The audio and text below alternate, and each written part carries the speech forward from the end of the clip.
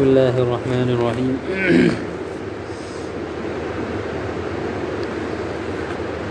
اصل نیکی کے کام۔ یہودی مغرب کی جانب اور نصارہ مشرق کی جانب رخ کر کے عبادت کرنے کو ہی اپنا نجات کا ذریعہ سمجھتے تھے، اور آپ علیہ الصلوۃ والسلام پر ایمان اور اچھے اعمال و اخلاق کو نجات کے لیے ضروری نہیں سمجھتے تھے۔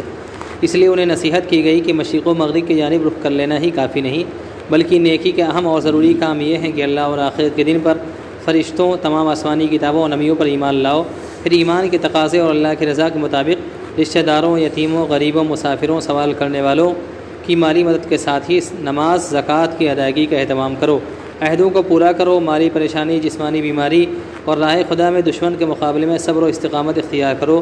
تم نیکی کے ان تمام کاموں پر عمل کر کے ہی سچے پرہیزگار بن سکتے ہو۔ دعا عبادت کا مغز ہے، اللہ سے قرب کا ذریعہ۔ وہ مانگنے سے خوش، نہ مانگنے سے ناراض ہوتا ہے۔ وہ کسی سچے طالب علم کو خالی ہاتھ واپس نہیں لوٹاتا۔ وہ اپنے علم و قدرت اور عطا و بخشش کے لحاظ سے بندے کی شہرک سے بھی زیادہ قریب ہے۔ وہی ٹوٹے دلوں کا سہارا، تھکے ہارے گناہگاروں کا آسرا ہے۔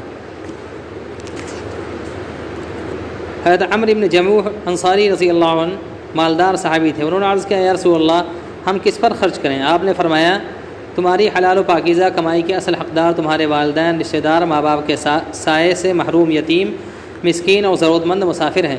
ان پر خرچ کرنے سے تمہیں اللہ تعالیٰ کی رضا اور آخرت میں بے شمار اجر ملے گا۔ معاشرے کی غربت کا حل۔ اسلام چاہتا ہے کہ دنیا سے غربت و افلاس کا خاتمہ ہو جائے۔ کوئی غربت اور فاقہ کی بنیاد پر خودکشی، زناکاری جیسے جرم نہ کرے۔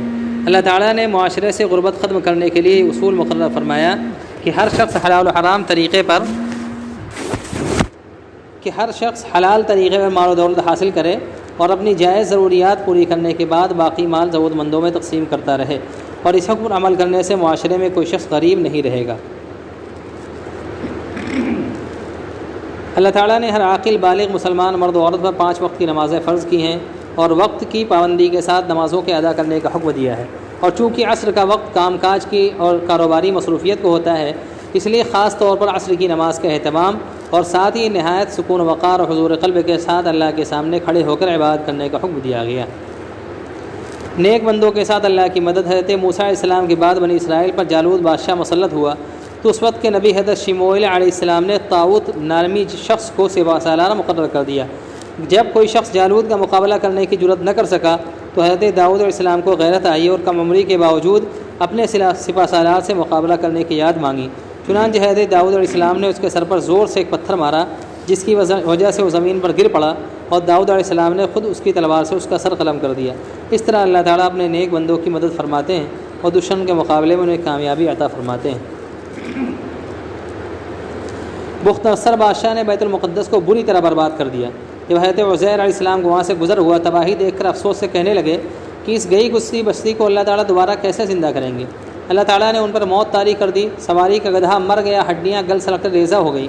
100 سال کے بعد انہیں اٹھایا، پوچھا کتنے دن ٹھہرے ہو؟ تو ڈھلتے سورج کو دیکھ کر کہنے لگے 1 دن یا اس سے کم۔ تو انہیں حقیقت حال سے آگاہ کیا گیا۔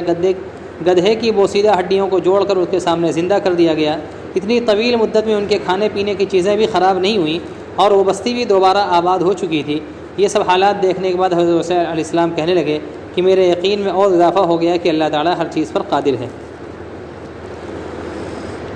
متقین کی صفات۔ اللہ نے متقیوں کی چند صفات بیان فرمائی۔ یہ لوگ اپنی عبادت و پرہیزگاری کرنے کے بجائے عاجزی کے ساتھ اللہ سے اپنے گناہوں کی معافی و جہنم کے عذاب سے پناہ مانگتے رہتے ہیں۔ یہ لوگ مصیبتوں و صبر اور اللہ سے استقامت کی دعا کرتے ہیں۔ یہ لوگ دل و زبان کے سچے اور معاملے کے کھرے ہوتے ہیں۔ گناہوں سے پرہیز اور اللہ کی اطاعت و فرمانبرداری پر جمے رہتے ہیں۔ اللہ کے دیے ہوئے مال کو خیر کے کاموں میں خرچ کرتے ہیں۔ اپنے گناہوں پر ندامت کے آنسو بہاتے ہیں۔ اللہ تعالی ہمارے اندر بھی یہ صفات پیدا فرمائے۔